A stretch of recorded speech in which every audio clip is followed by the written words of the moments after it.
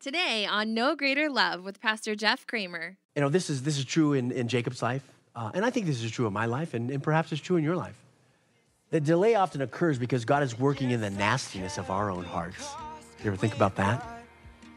And difficult relationships here on earth, they may never be perfect, but guess what? God will make them better for your sake. Because you're one of His, He'll make them better.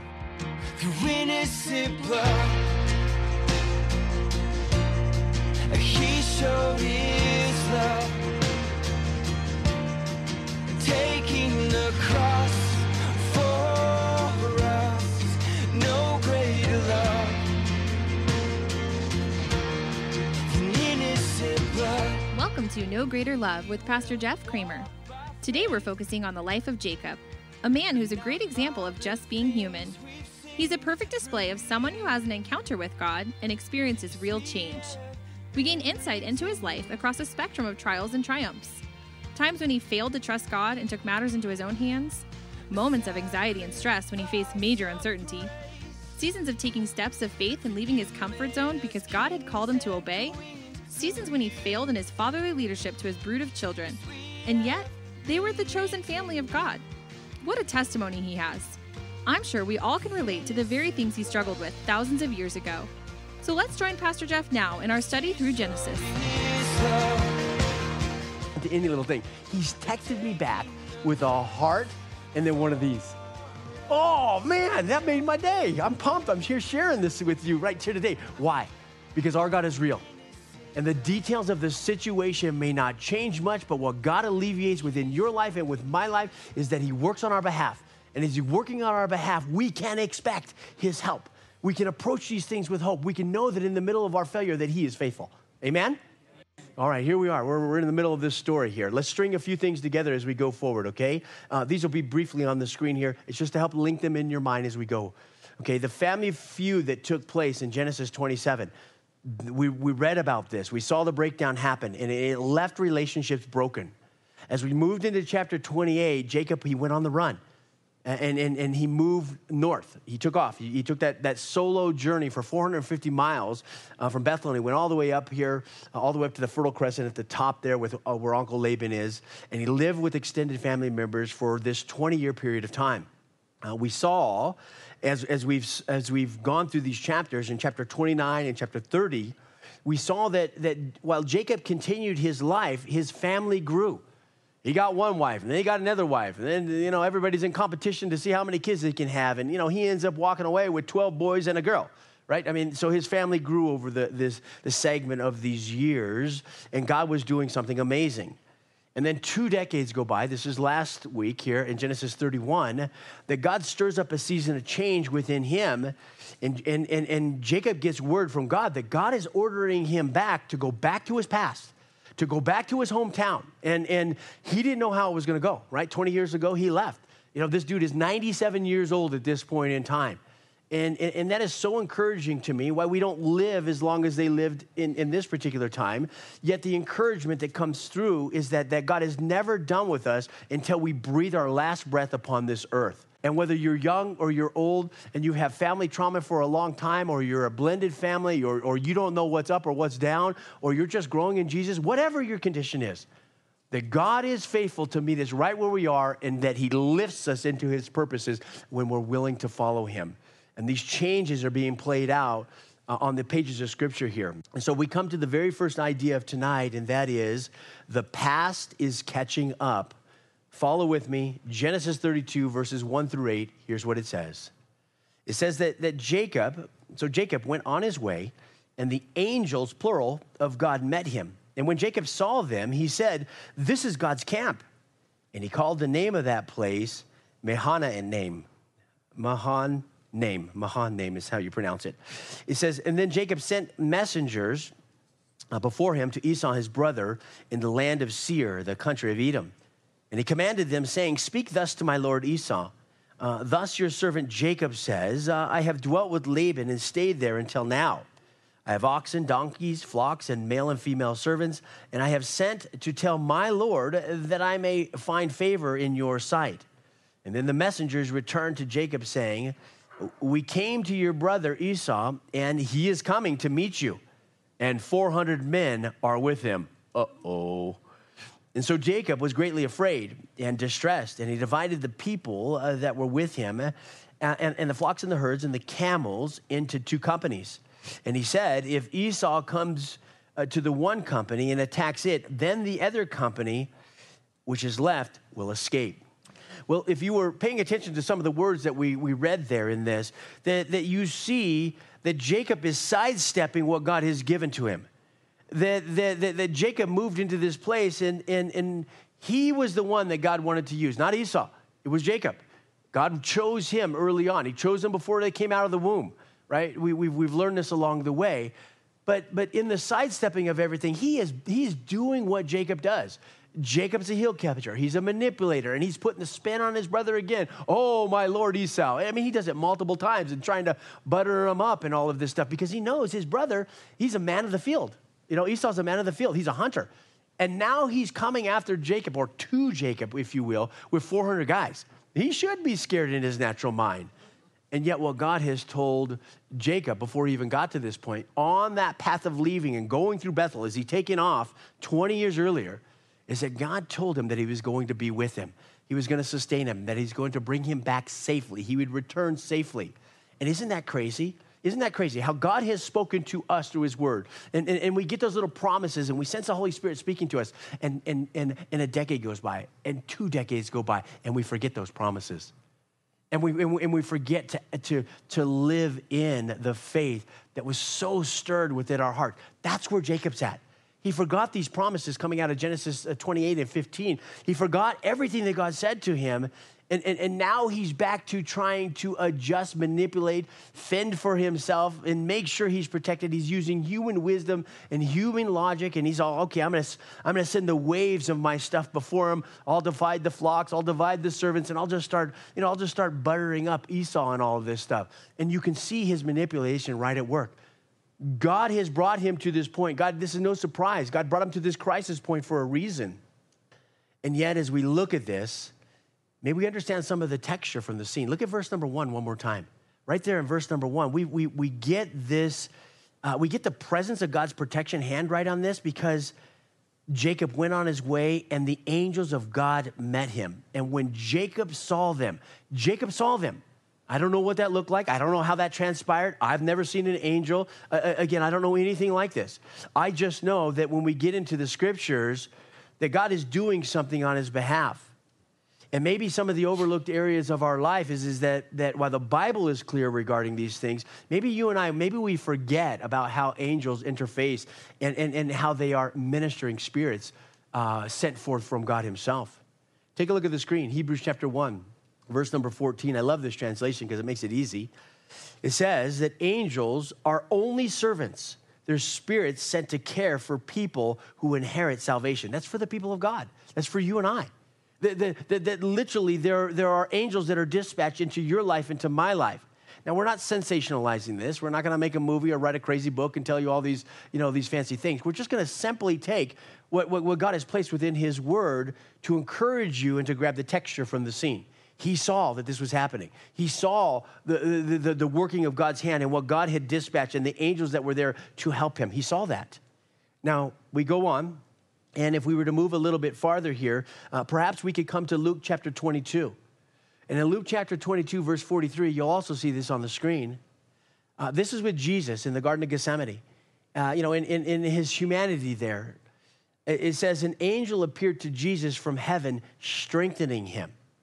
That's what the angels did for Jesus at that time. Again, he's in the Garden of Gethsemane. He's fixing to get arrested. He's fixing to be crucified and all of that stuff. And in that moment, his humanity, right there in that moment, while he's yielded to the Father's will, that God sent angels to minister to his son in his humanity. And it's the same thing that he does for us. And I love that.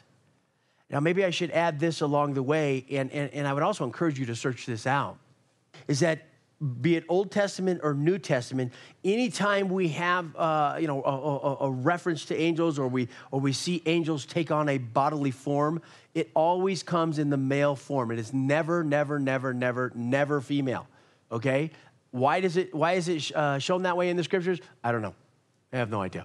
but that's the way it is. And so whether it's Genesis 18 or Joshua 5, or you blast into the New Testament and start looking at the end of the Gospel of Mark 16, always in the male form, okay? And so just recognize that. Do your homework on it should you desire to go farther, but just realize that angels are ministering spirits. They do help us in the sense that God sends them forward for his plan, and they will strengthen us. In fact, the New Testament tells us that we're always to make sure that we're walking right and properly because some have unwittingly entertained angels. In other words, we could interface with an angel and not even know it. That's crazy, but cool if you think about it. Now, the final thing here about angels, I'll say, because this all ties together with what we're looking at, comes out of 2 Kings chapter 6. I'm not going to read you the verses. I'm just going to refer you to them. But this is with Elisha. You know, Elisha is in this place where he's hearing from God, and God is using him against the king of Syria. The king of Syria he's got a battle plan in place, and he keeps trying to mess up Israel and all this stuff. And God keeps ministering to Elisha and saying, hey, you know, go tell the Israel king, tell him this. These guys are going to be here, so just watch out. And in all of that, the king of Syria gets word of it. And now they're coming down, and they're going to take out Elisha. They're going to wipe him out. They're going to kill him and his servants. But what takes place in 2 Kings chapter 6, verse 15, 16, 17? Well, we have a picture there where Elisha prays because his servant is freaking out. He's going, this is it. We're dead. We're never making it out of this house. They're all around us. And Elisha prays, and he says, God, he says, open the eyes of my servant that he might see what's up. And when his eyes are open, when God answered that prayer from Elisha, and his servant was able to see into the supernatural, if you will, he realized that they were surrounded by a mighty army of angels. In other words, gang, that you and I will never get into a place where the hand of God, the provisions of God, the presence of God's help is not readily with us. We may not always see it with our eyeballs, but he's there. He's there. And I want to make sure that I'm encouraging you with that.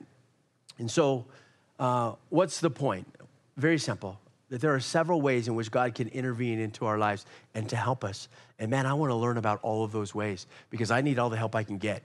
You know, years ago, you know, on the backside of the Jesus movement, you know, people would say, "Oh man, that religion stuff, you just need a crutch in your life." You know, and the response from many of the Jesus freaks came up, no, I don't need a crutch. I need a stinking stretcher and an ambulance. I need the whole thing. Carry me through on this baby. And so, man, I feel like it's the same thing for me. Lord, don't give me a crutch. Carry me through on this thing. And so God has his ways of working things out.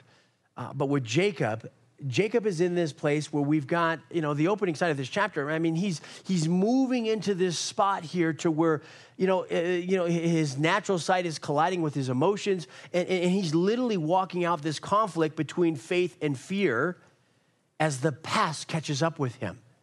That's something that you and I can understand. Again, between faith and fear, it's like, it's like we read in the Gospels. We see the man that had the boy that was, he's plagued with epilepsy. Jesus called it demon possession. But in that, Jesus is casually talking to the dad as this dude's having a fit. He's in the middle of one of these demon-possessed moments and foaming at the mouth and all this stuff. And Jesus is just casually saying, well, all things are possible if you can believe and all this. And that dad sees his son just going through this torture, and he's all, Lord, I believe, help my unbelief, help my weakness of faith. And that is something that you and I need, man. We need God to help us in our weakness of faith. That is something that Jacob needed in this moment, for God to help him in his weakness of faith here. He needed to remember that what he was seeing, that that in that moment, the protection of God was there via the angels. He needed to remember the promise that God already gave him. God already told him before he went up there 20 years previously, listen, I'm with you, and I'm going to bring you back safely. Nobody's going to harm you. You're going to make it back. You're going to be okay. And man, the promises of God, learning to accept them by faith so that we can conquer our fear that comes up in the moment by moment or the day by day. And so God's at work. Things are happening. Several decades have gone by here. And as we begin to look at our lives, I want to remind you that what God is doing, and I guess I'll use my life because I shared a little story already with you. But it might take several decades for something to work out. But you and I are to leave our struggles in the hands of God. because he's the one that brings healing. And maybe you will find it fascinating to remember some of the things from Scripture. Take a look at the screen for a second. Proverbs 16:7.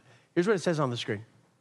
It says, when a man's ways please the Lord, he makes even his enemies to be at peace with him. God was doing that work, but he still had a lesson there for Jacob. And as we walk through this, gang, until God brings our particular things to pass, there are a couple things that we should know. We should realize that our actions and our attitudes are to live peaceably with all men. And in this, in the holiday time of year, the turning of a year, special events, be it birthdays, anniversaries, heck, even funerals and all that stuff. These are those moments where hearts can become either bitter or better. And for you guys as Christians, I want you to realize that you're instruments of God's healing. You're instruments of God's presence there within your family. And so for that work has got to be within us first. There's those actions and those attitudes that we have to live peaceably with all men. And practically, if I could just exhort you, I guess, practically I would say that we have to drop the argumentative spirit of wanting to be right. And we have to learn how to be kind and gentle. There's a country song out there. If you don't like country music, just throw up. I don't care. And I don't know how it goes. But I saw the title on it. I'm Just a Guy or something like that. I don't even know if it's a good song, so don't listen to it. Probably a terrible song. Who knows? But I'm trying to share with you the understanding is that very simple. Is that we all like to be right. We all like to have our point. Well, listen, we're upset and we're having these things because of X. We've got to drop the argumentative spirit. You may have to reach across the aisle to your own family members here. And man, I'm so grateful for what Jody did yesterday. Hey, just try it, man. See what happens. What do you got to lose? You're not in a relationship now. You got nothing to lose. Just give it a shot. And I wrestled with it for like 24 hours, and then I did it, man. I did it, this morning as I share with you guys. I texted my dad, and it worked out. Is he healed? Nope. It's sure not. But it was an opportunity for me not to be argumentative. It was an opportunity for me to be kind. It was an opportunity, to be gentle, if you will. And I sent him a family photo. We did family Christmas photos here this past Saturday. In fact, if you're here, you'll get some this Sunday. But I sent him, like a little picture on your phone and all that stuff. And it's like, hey, man, maybe this will soften his heart when he sees the grandbabies, He doesn't know about all these grandbabies. Maybe that would soften his heart. Well, I got a heart and one of those. I'll take it. It's a start. And so what's the deal? Well, think about this. This is true in Jacob's life. And I think this is true in my life, and perhaps it's true in your life. The delay often occurs because God is working in the nastiness of our own hearts. You ever think about that? And difficult relationships here on earth, they may never be perfect. But guess what? God will make them better for your sake. Because you're one of his, he'll make them better. And so we move into the second idea of tonight. And that is as we get down to verse 9, roughly through 20. Again, gang, we're just arcing over the top of this stuff. It says this in verse 9. It says, then Jacob said, O God of my father Abraham, and O God of my father Isaac, the Lord who said to me, return to your country and to your family, and I will deal well with you. I love this. Here he is, finally. And regardless of what he's seen with his eyes, he saw the angels. He got a little freaked out, right? We're reading this as though it's like, oh, this all happened in 30 seconds. No. This is played out with a little bit of span of time, right? Because these servants had to go and to come back, and they're traveling by foot and all this stuff. So we got a little bit of time gap here in between this stuff. But as it's all being played out, now finally he's in this point in verse number 9 where he's beginning to draw upon the faithfulness of God. He's going back to the promises with Abraham and Isaac, right? His father, his grandfather, all of these things. And even what God had said to him. I hope you have a godly lineage. I hope that you have those things that are passed down. I hope that you've got those sayings that are within your family that are consistent with Scripture and all of that stuff. I hope that you have those things rummaging around within your mind as you were growing up. I know that I've had the chance to have those. I was a bad kid, and I can remember going all the way back to my teenage years that my dad would send me to work with my grandfather, and my grandfather was a master craftsman and all this stuff. And some of the first times of being in the construction field with them as a family. I was doing a roof with him, and he's up there. You know, these old timers, they set the roof with these plumb bobs and all this stuff. We do it totally different now. But man, he was telling me, a job worth doing, Jeffrey boys, a job worth doing right the first time and all this stuff. Listen, I'm 52 years old, and that stuff rings through to my head right now, and I pass that off onto my kids. You know, no matter what they're doing. What's the point? What's the point in all this? Take a look at Psalm 18 on the screen. 18, verses 25 and 26. Remember what God has said. He says, to the faithful, you show yourself faithful. To those with integrity, you show integrity. To the pure, you show yourself pure. And then it gets a little rough right here. But to the crooked, you show yourself shrewd. Listen, how has God worked so far in the book of Genesis? What have we seen? Some notes on the screen. God showed up as a traveler to Abram, the pilgrim, in Genesis 18. God showed up to Joshua, the general, as a soldier all the way over there in Joshua chapter 5. But what is he fixing to do here with Jacob? Well, God's fixing to show up with Jacob, who was a wrestler, okay? God's going to show up in this scene of right there wrestling with Jacob, because what did Jacob do all of his life? He wrestled with people. And I love that about God. Even though Jacob is coming to this place to where a desperate prayer is fixing to spill out of his heart, you and I can remember, and we can look upon not only the Psalms, but what we've seen so far in the book of Genesis, and we can see how God meets people where they're at. And I love that. He meets people right where they're at. And we can understand this. Okay, so Wiersbe says this right here. Take a look right here. That God meets us where we're at to lift us where he wants us to be. Let's give him credit for that. He's the one that came up with that, not me. And so I love that. And I want you to understand that about Psalm 18. I want you to understand that about all this, the different things that we have read and we've come across already within this. And I want you to recognize it for your life, that God meets people right where they're at to lift us where he wants us to be. That's special. And so as we would, if we would go back to Genesis 28 and 15, we would see that God had already given him that promise, that God was already going to bring him to safety. But some time has gone by. And while Jacob began to hear of God right there in Genesis 28, the full submission to him trusting God through the difficulties of life, it hasn't happened yet. He's like coming to that place right here in this chapter. But as this stuff is getting closer and closer and closer, there's a crisis point that is going to happen here as he wrestles with God. And God brings a limp into his life. And I don't know if God has brought a limp into your life in any area so that you would fully trust him. But he's going to do this here with Jacob. And so we come to the final idea of the night, idea number 3, and that is the scar that changed me. Genesis 32. Take a look. Scroll your eyes all the way down. I think I'll pick up in verse 21 or so. It says that, so the present went on over before him. So he's sending gifts over to his brother. But he himself lodged that night in the camp. Jacob stayed behind. And it says that he rose that night and he took 2 wives, his 2 female servants, and his 11 sons, and they crossed over the ford of the Jabbok. Okay, so he just crossed the river.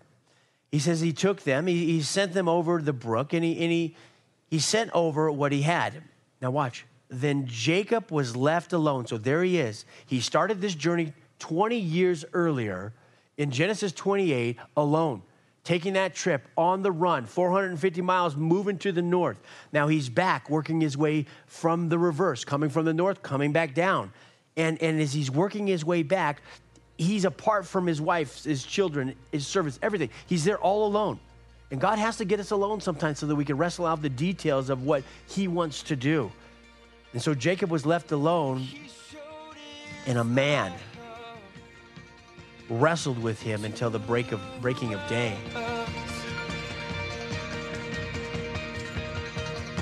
That's all for today. Join us for our next broadcast of No Greater Love with Pastor Jeff Kramer, weekdays at 10:30 a.m. No Greater Love is an outreach ministry of Westminster Calvary and is supported by listeners like you. If you would like to partner with us, please text any dollar amount to 84321. We would like to personally invite you to join us for our weekly worship services Sundays at 8 or 10 a.m. and Wednesdays at 6:30 p.m. We're located in Westminster, Colorado, on the northeast corner of Church Ranch and Wadsworth Parkway, near the Vasa Fitness. If you're not local, tune into the weekly live stream on our web campus, app, Roku, or on Apple TV. Have you downloaded the free Westminster Calvary app yet? You can stay up to date on coming events, join a small group, request prayer, and watch live worship services. Just search Westminster Calvary on your favorite app store today. Lastly, we're a church that's ready to serve you. If we can do so, give us a call at 303-223-4640. And remember, there's no greater love than when Jesus gave up his life for you and me. Thanks, and God bless. Taking the cross.